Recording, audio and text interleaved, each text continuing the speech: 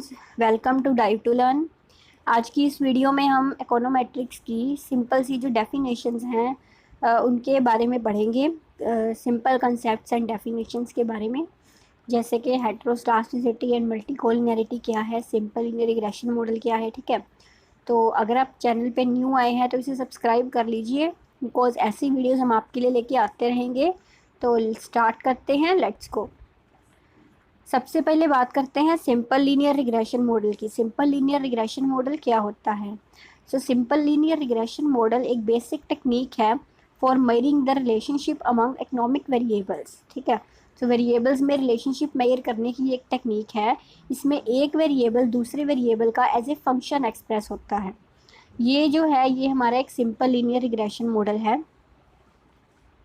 देखिए, ये हमारा सिंपल लीनियर रिग्रेशन मॉडल है। अब इसमें आपको सारा कुछ पता होना चाहिए। ये जो y है ना, ये क्या है? Dependent variable. डिपेंड किस पे कर रहा है? ये x पे डिपेंड कर रहा है। ठीक है, ये अल्फ़ा है और ये इंटरसेप्ट टर्म होती है। ये जो बीटा है ये स्लोप टर्म होती है। और ये जो xi है ये इंडिपेंडेंट वेरिएबल है। एंड ये जो म्यू है ये क्या है? एरर टर्म है। एरर टर्म है, इसे हम डिस्टर्बेंस टर्म भी कहते हैं।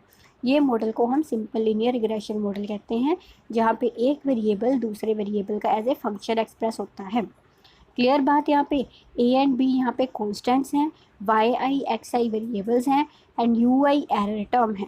क्लियर? अब एक एग्जांपल लेते हैं, जैसे y है हमारी इनकम, ठीक है, एंड x जो y है हमारी कंजम्पशन एंड x जो है हमारी इनकम।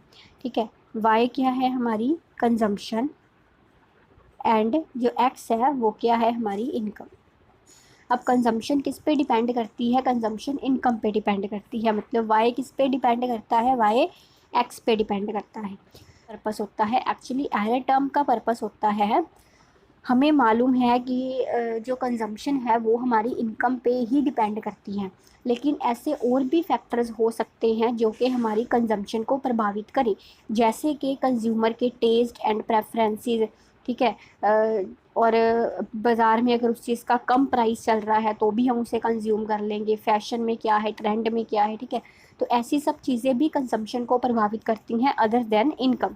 तो वो सब चीज़ों को हम कांस्टेंट मानते हैं एंड एडजस्ट कर देते हैं यूआई में, जिसे हम एरर टर्म बोलते हैं।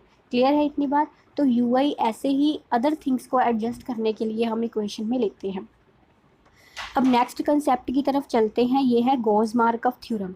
Gauss Markov theorem Carl Friedrich and Andrey Markov ने दिया है। ठीक है, किसने दिया है? Carl Friedrich and Andrey Markov ने। इन्होंने ये गॉस मार्कव थ्योरम का कंसेप्ट जो है फॉर्मुलेट किया है। ये क्या कहते हैं? ये कहते हैं कि एक रिग्रेशन मॉडल जिसमें कि एरर्स की एक्सपेक्टेशन ज़ीरो हो। एरर्स की एक्सपेक्टेशन क्या हो?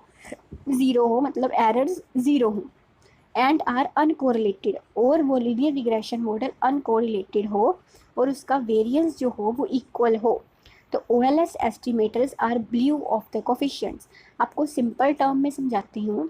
जो हमारा लीनियर रिग्रेशन मॉडल होता है, अगर हमारा लीनियर रिग्रेशन मॉडल OLS की प्रॉपर्टीज़ को जो है पूरा करता है तो उसे हम गॉस मार्कव थ्योरम कहते हैं। यहाँ पे OLS क्या है? ऑर्डिनरी लीस्ट स्क्वायर है। एंड इसकी प्रॉपर्टीज़ क्या होती हैं?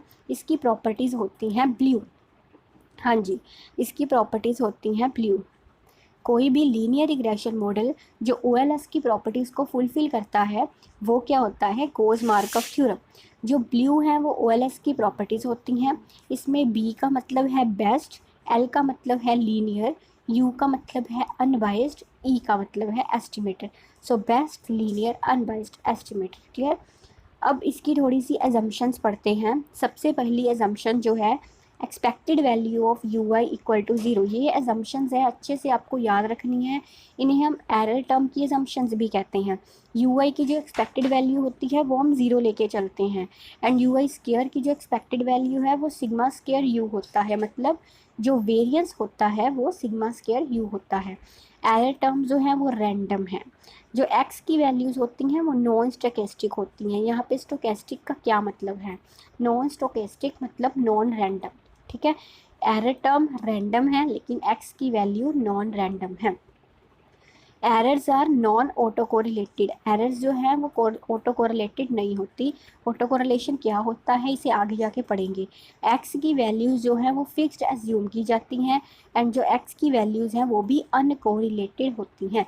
सो ये सब हम एजम्पशंस लेके चलते हैं। उसके बाद बात करते हैं हेटेरोस्केडास्टिसिटी क्या है। देखो इन स्टैंडर्ड लीनियर मॉडल, ये हमारे पास एक लीनियर मॉडल है, यहाँ पे हमने बीटा ज़ीरो लिया है अल्फ़ा की जगह पे, तो इसमें कोई भी इशू नहीं है। आप अल्फ़ा यूज़ कर सकते हैं या बीटा ज़ीरो भी यूज़ कर सकते हैं। इस लीनियर रिग्रेशन मॉडल में जो हमारा वेरिएंस है किसका, एरर टर्म का वेरिएंस क्या होता है, सिग्मा स्क्वायर यू। ठीक है, this assumption is known as homoscedasticity. यहाँ पे अब देखना, देखो अगर इस मॉडल में एरर टर्म का वेरिएंस जो है, variance u y equal to sigma square u, तो ये होमोसेडास्टिसिटी है। लेकिन इस अजम्पशन की अगर वायलेशन हो जाती है, मतलब इस अजम्पशन के कॉन्ट्राडिक्ट अगर हम चले जाते हैं, तो वो हेटेरोस्केडास्टिसिटी होगी। इसका क्या मतलब है, देखो यहाँ पे आप देख सकते हो सिग्मा स्क्वायर यू के साथ कहीं भी आई नहीं लगा, यहाँ पे आप देख सकते हो सिग्मा स्क्वायर यू के साथ आई लगा है। इसका क्या मतलब है, the regression model in which disturbance variance change from observation to observation is known as heteroscedastic regression model। एक regression model जिसमें जो variance है, किसका variance, error term का variance observation to observation change होता है। यहाँ पे आई क्यों लगा है, आई देखो आई की values 1 2 3 on so on an है, तो जो वेरिएंस है वो हर ऑब्जर्वेशन में अलग अलग आ रहा है, ऑब्जर्वेशन टू ऑब्जर्वेशन चेंज हो रहा है, तो वो एक हेटेरोस्केडास्टिक मॉडल है। इससे उलट अगर उस मॉडल में जो आपका डिस्टर्बेंस टर्म है उसका variance observation to observation change नहीं हो रहा एंड सेम रह रहा है, तो वो होमोसेडास्टिक मॉडल है। क्लियर है इतनी बात, इस चीज़ को हम हेटेरोस्केडास्टिसिटी कहते हैं। नेक्स्ट कंसेप्ट देखते हैं multicollinearity. So correlation among explanatory variables of a linear regression model is termed as multicollinearity. अब बोलेंगे आपके एक्सप्लानेटरी वेरिएबल्स कौन से होते हैं, जो हमारे मॉडल में इंडिपेंडेंट वेरिएबल्स होते हैं उसे हम एक्सप्लानेटरी वेरिएबल्स कहते हैं। ठीक है, in other words absence of independence among explanatory variables is termed as multicollinearity. मतलब अगर इंडिपेंडेंट वेरिएबल्स एक दूसरे से रिलेटेड हो, वो इंडिपेंडेंट ना हो, तो उनमें इंडिपेंडेंस ना हो आपस में, तो उसे हम क्या कहते हैं, मल्टी कोलिनियरिटी कहते हैं। ठीक है, अब देखो यहाँ पे ये जो मॉडल है, इस मॉडल में एक्सप्लानेटरी वेरिएबल्स क्या कौन से हैं, x1 x2 xn। अब ये आपस में इनमें इंडिपेंडेंस नहीं है तो ये इंडिपेंडेंट वेरिएबल्स नो डाउट, इनमें आपस में अगर इंडिपेंडेंस ना हो, जैसे कि x1 x2 xn, ठीक है, ये आपस में कोरिलेटेड हो, तो इसे हम मल्टी कोलिनियरिटी कहते हैं। क्लियर है।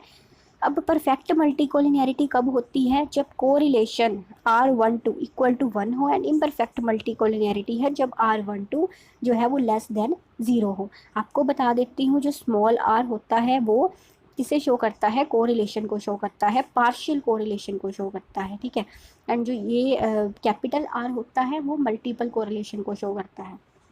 क्लियर है। तो एक्सप्लानेटरी वेरिएबल्स में रिलेशनशिप को हम क्या बोलते हैं, मल्टी कोलिनियरिटी बोलते हैं।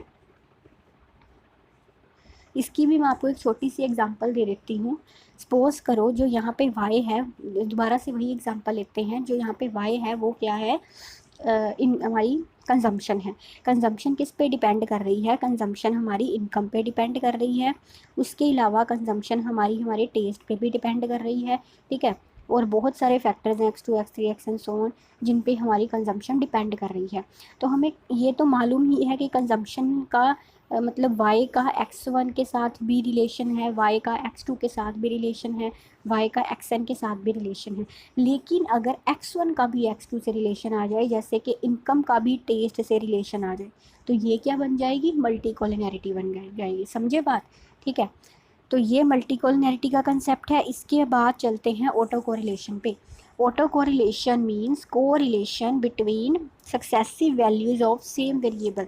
तो सेम वेरिएबल की सक्सेसिव वैल्यूज़ को ऑटो कोरिलेशन कहते हैं। आगे बढ़ते हैं, correlation between different values of disturbance term. जो डिस्टर्बेंस टर्म होती है उसकी डिफरेंट वैल्यूज़ में कोरिलेशन को हम ऑटो कोरिलेशन बोलते हैं, जिससे हम इस तरह से रिप्रेजेंट करते हैं।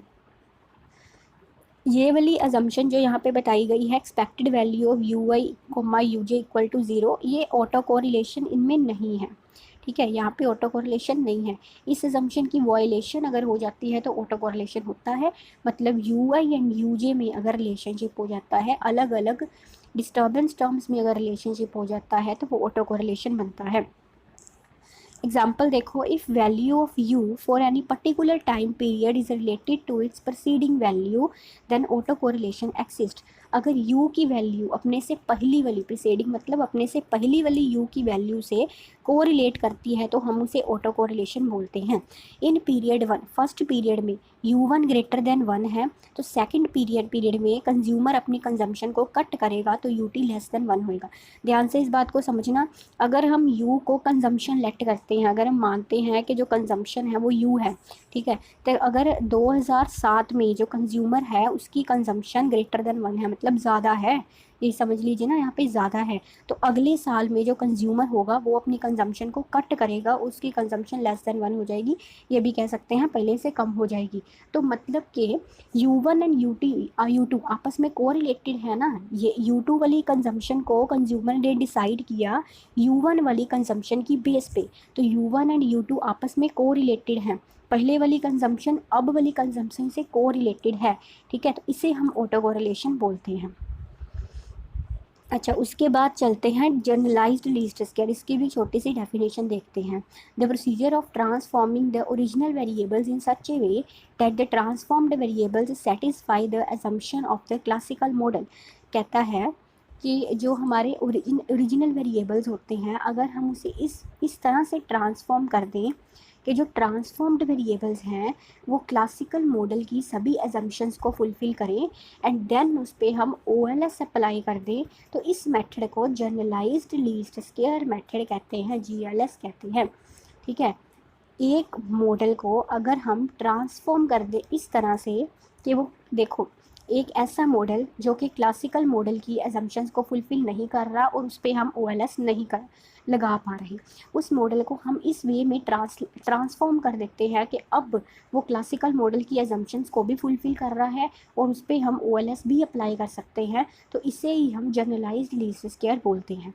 ठीक है, क्लियर है। तो आगे वाली वीडियोस में और भी इन कंसेप्ट्स के डिटेल पढ़ेंगे। इस वीडियो में इतना ही। अगर आपको अच्छी लगी है तो इसे ज़्यादा से ज़्यादा लाइक एंड शेयर कर दीजिए। Hopefully you like that. Thank you.